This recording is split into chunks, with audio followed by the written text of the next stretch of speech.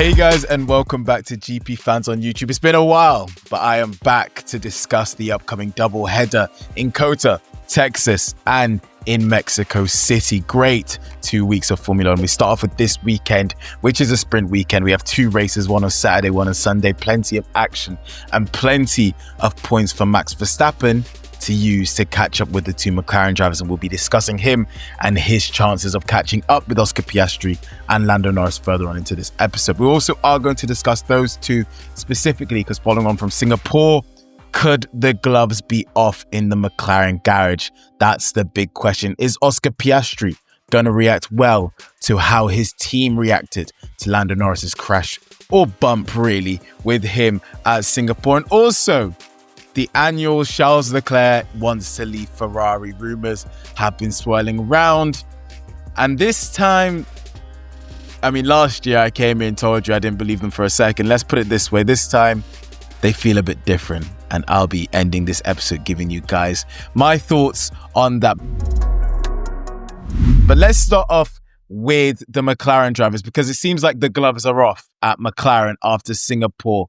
And I'm assuming by now we've had 2 weeks without Formula One. Most of you know exactly what happened. Lando Norris has a poor qualifying, starts fifth, goes for a move on Kimi Antonelli and on Oscar Piastri, bumps Oscar Piastri, trying to avoid Max Verstappen, overtakes his teammate via bumping him, nearly bumping him into the wall, goes on to finish third ahead of his teammate in Singapore. Oscar Piastri, fuming, furious, asked for that position to be given back to him due to Lando Norris hitting him on the way through, but McLaren decided not to do it. Now, whilst what Lando Norris did wasn't awful, I had absolutely no problem with what he did. He needs to be more aggressive if he wants to win this championship. You're not going to win a championship, be buddy-buddy with your teammate. You have to be aggressive. Oscar Piastri still had every right to be annoyed. And it's not because of what happened, but it's because of the precedent that McLaren have set.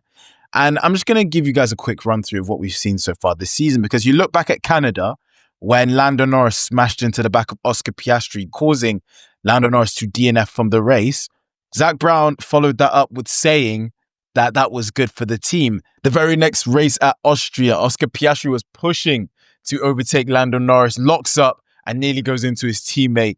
And he was told during that battle that he was over the limit and needed to calm down when battling Lando Norris. A few races later at Hungary, Oscar Piastri once again is trying to battle with Lando Norris after Lando Norris is ahead because of his poor start, allowing him to do the one stop, which allowed him to jump Charles Leclerc and Oscar Piastri through one stop when they were doing two stop.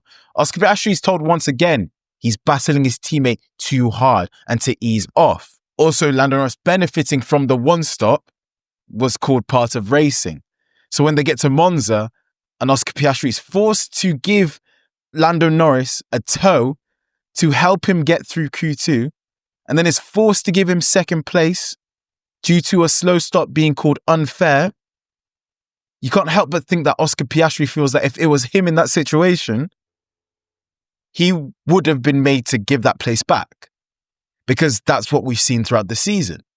It seems that when the problems are Lando's, he's told to do one thing. Obviously, last season we saw Lando Norris give Oscar Piastri a win in Hungary. So I'm not saying he's never done it, but this season specifically, it seems like the papaya rules are working one way. After Singapore, when Norris actually did make contact with Oscar Piastri, bear in mind, like as I said, Piastri was told in Hungary, and Piastri was told in Austria that close calls were over the limit. Singapore was referred to by McLaren CEO Zak Brown as hard racing. So can you blame Oscar Piastri for not feeling happy about what happened when he's seen multiple times this season his racing, which hasn't actually seen... The only one of the McLaren drivers that has hit into his teammate is Lando, and he's done it twice. One was called good for the team, even though it ended Norris's race, and the other was called hard racing. But when Oscar Piastri's had near misses, Andrea Sella has confirmed that the team has spoken to him about how he goes racing with his teammate.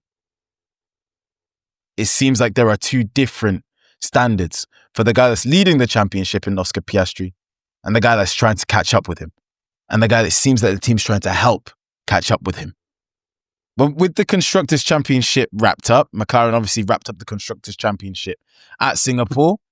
Is it time for gloves off? Will we see the two McLaren drivers battling a lot harder now that the team has wrapped up the team championship? And the only thing that's left up for grabs is who walks away with the Drivers' Championship. I think if I'm Oscar Piastri, the papaya rules, they don't exist for me anymore. I think if I'm Lando Norris, I kind of need the papaya rules to help me, because Oscar Piastri, in terms of levels as an aggressive driver, is a different level to Norris. Oscar Piastri, when allowed to, when you see him with people that aren't in his team, can battle and can battle hard. And if it comes to blows on tracks, I'm going to pick Oscar Piastri to come out on top. So whilst I think he will be fine with the gloves coming off, I'm not sure how his teammate will fare. But there's also the worry of Max Verstappen, because whilst he is still just over 60 points behind Oscar Piastri, he is a threat. McLaren definitely feel like he's a threat, and Andrea Stella has said as much. So do McLaren make sure their drivers are still not battling too hard, not crashing, make sure that every single race, where possible, both drivers finish to avoid Max Verstappen closing in? Because Oscar Piastri obviously cannot risk a DNF, because that really, really brings Verstappen back into it. And if I'm him, I'm more scared about Verstappen than I am about Lando Norris. So as much as he wants to go aggressive, he can't do what Verstappen was doing last season, where he was willing to risk crashing Norris, because if he DNF'd, he still didn't feel the pressure. I still believe that there is a chance that the McLaren do micromanage their drivers because of Verstappen's threat. And then add on the fact that, and we're going to talk about this a bit more with the Verstappen threat in a second, that George Russell and Mercedes, where tracks suit their car, they tend to be able to battle for wins. And that's even more points off the board for the two McLaren drivers. For me, though, I do feel that after Singapore, heading into this America's doubleheader, for McLaren at least, they're going to find Oscar Piastri very hard to govern. I feel now, especially after Singapore,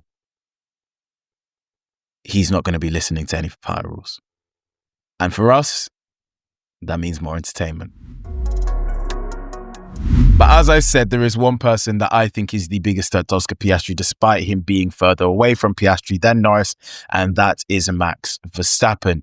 He's got 6 race weekends left, 3 sprint weekends, and with the current gap, Max Verstappen needs to outscore Oscar Piastri by 10.5 points per weekend in order to catch him. He outscored McLaren at Singapore, which I thought was a damage limitation weekend. We know Max Verstappen's kryptonite is that Singapore circuit, the Marina Bay circuit. It's the only track on the current calendar he's not won at. Tells you all you need to know. I think he's led 3 laps at Marina Bay, and he's had 4 podiums now, actually, after that was his 4th podium 2 weeks ago. So he's had 4 podiums there and 3 laps led in his... He's been in F1 since 2015. Take away 2 years, the 2 years that wasn't there for COVID. That's how many races he had there. I think that's 8 races there. So 4 podiums in 8 races, got a 50% podium rate. But for Max Verstappen, we know that's not enough. No wins, 8 races out of place. So for him to go there and to outscore Piastri by 6 points is a positive. A complete positive, because I'm certain with that profile of track, he went there expecting the McLarens to destroy them. So for George Russell to be the one that won when he felt like he couldn't win, especially after Norris messed up his qualifying lap, Verstappen will be happy with that.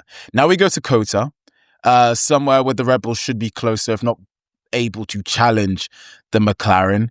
And once again, I know temperatures and stuff are very different. It's a completely different atmosphere to Singapore, but I do feel like you need to give some room to the potential of George Russell being there, because he could be there any moment. And that could be more points taken away from the McLaren drivers.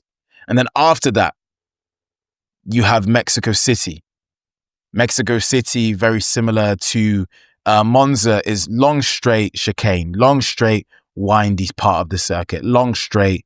It's just long straight chicane, long straight chicane, long straight chicane. He could very much be good there if the low downforce package is in use. But obviously that low downforce package would be a bit of a troublesome problem in the second sector and in parts of the final sector, especially that final stadium section.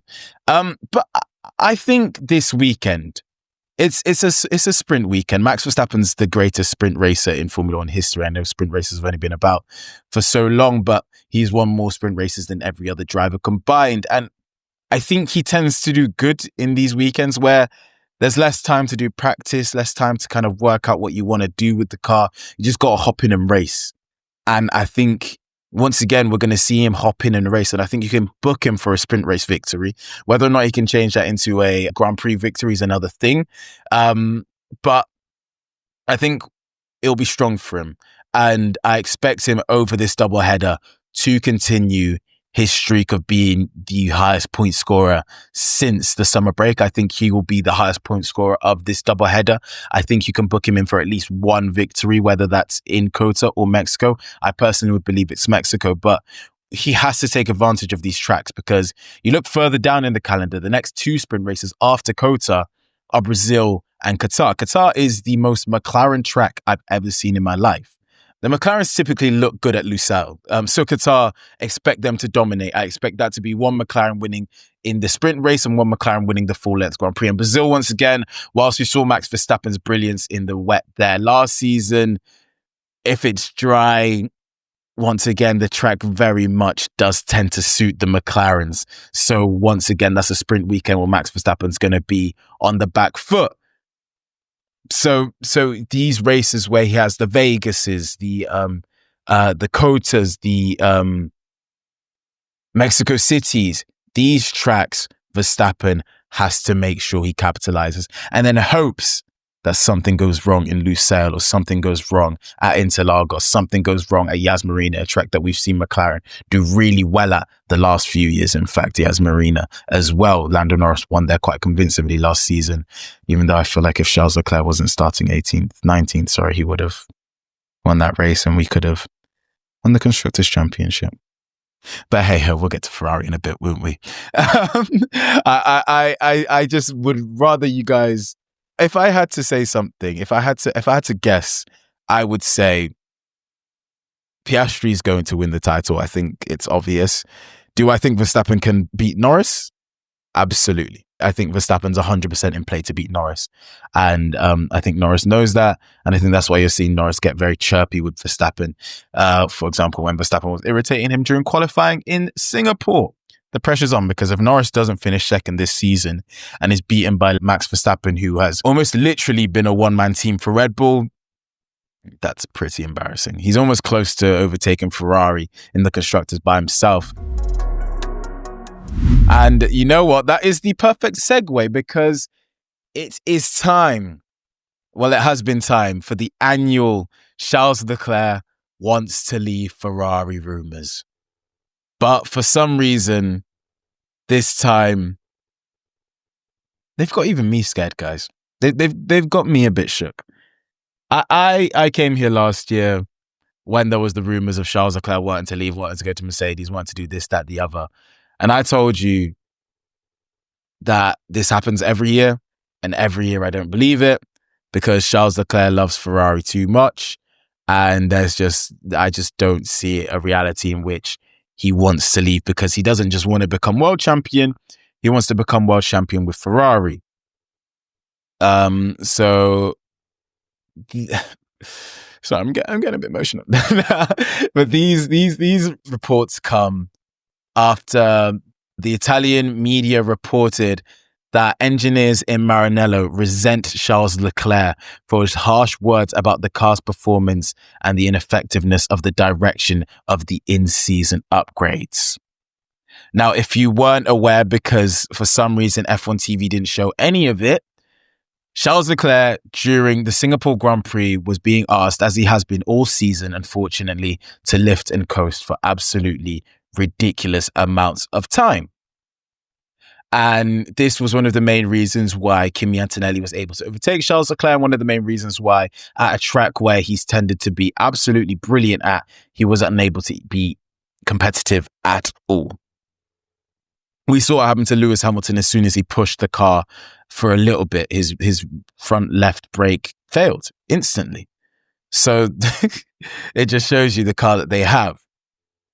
The issue I have with this reporting is that we've seen similar happen with Vettel and Alonso. Ferrari have a great driver. I'm not saying Leclerc is on the level of Vettel or Alonso. Vettel's a 4-time world champion. Alonso's a 2-time world champion. But Sebastian Vettel himself called Charles Leclerc the most talented driver he has come across in his entire time in Formula One. But Ferrari had these world championship talents. Alonso pushed them. They gave him terrible cars, but Alonso constantly put Ferrari in contention for championships. Vettel took Ferrari cars that shouldn't have been battling with Mercedes and put them in title battles. Vettel's 2015 season is one of the best seasons of his career, because that Ferrari car shouldn't have been doing the things that he was making it do. Charles Leclerc multiple times. Charles Leclerc has got a bad rep of his pole to win conversion rate, because he's putting Ferrari cars where they shouldn't be. And you've seen Ferrari make that mistake where they're told by these drivers that really want to reach their lifetime goals. And Ferrari hear these things and they're so proud. They're so happy just to be there being red that they don't listen. We can't, it's arrogance, it's ignorance. We're Ferrari, we cannot do any wrong. So when Charles Leclerc has been forced to all season, in Austria, he was told to lift and coast every lap, every corner. Spain, lift and coast. Bahrain last season, brake problems. Made him drop all the way to 5th, he recovered to 4th, maybe to 6th. I think it was to 5th. He dropped to 5th, recovered to 4th. Lost his podium to Carlos Sainz because of it. A brake problem that's been going on for multiple seasons. He's a bit frustrated because he's seen Lando Norris battle for championships. He's seen Oscar Piastri battle for championships. He's seen Max Verstappen battle for championships. He's seen George Russell potentially get the chance to battle for championships next season. And he doesn't even get to battle for podiums, because Ferrari decided to go with a suspension upgrade that had minimal potential, whilst other teams invested elsewhere into aero upgrades and saw bigger, much bigger development, and have seen much more progress throughout the season. Ferrari are in the exact same position they were at the start of the season. Exact same. They brought a suspension upgrade to target a specific problem and called it a day on the season. And that's with suspension upgrade didn't even improve the problem they were trying to fix. So Charles Leclerc, who's been at Ferrari since 2019, got given a championship caliber car for, let's call it 8 races in 2022. And a title and a championship challenging car for about the final quarter of last season. And he still was the highest scoring driver for half of the season. Last season. Can you blame him when you add that together? In his 7 years at Ferrari, he's had about 3/4 of a season with a car that's genuinely ready to compete for a title. Not over the course of a season, but when you chop and add loads of different races from different seasons together. Why should he believe? Why should he genuinely believe that Ferrari can give him a car to challenge next season? What's going to change? Because if you guys remember last year during the summer break, I came and I said Ferrari need to prove that they can develop a car over the course of a season. They did it last year. That was the first time I've seen Ferrari do it in years. This season, they've regressed back to what they did previously. Just get it wrong, get it wrong, get it wrong. No upgrade works.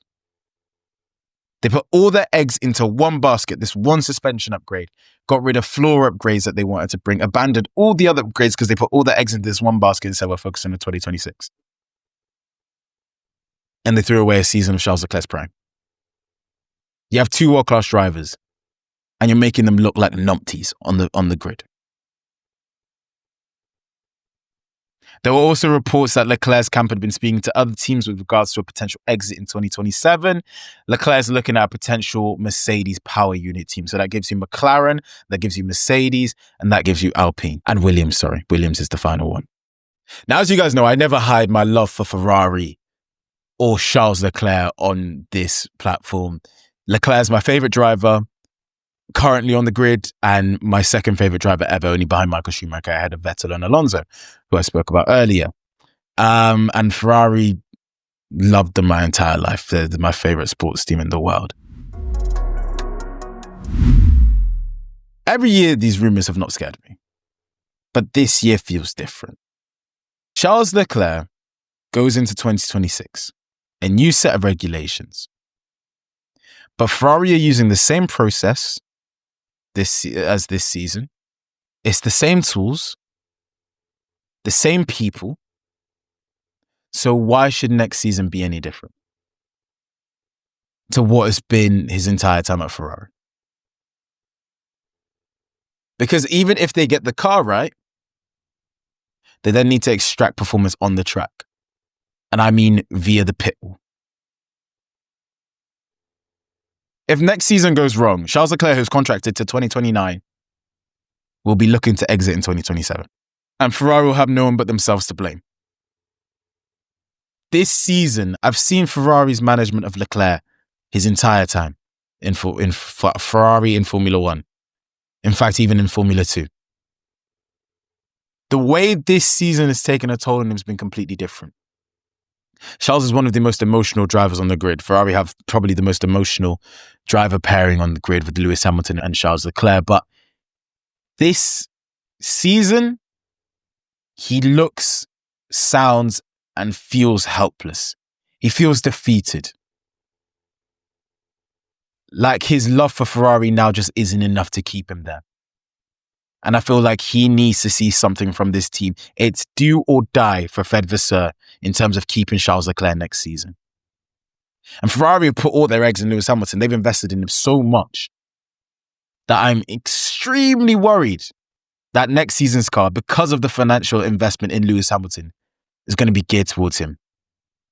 And that'll be the completely wrong decision when you have what Sebastian Vettel, four-time world champion Sebastian Vettel, called the most talented driver he's come across in Formula 1 in Charles Leclerc in his prime.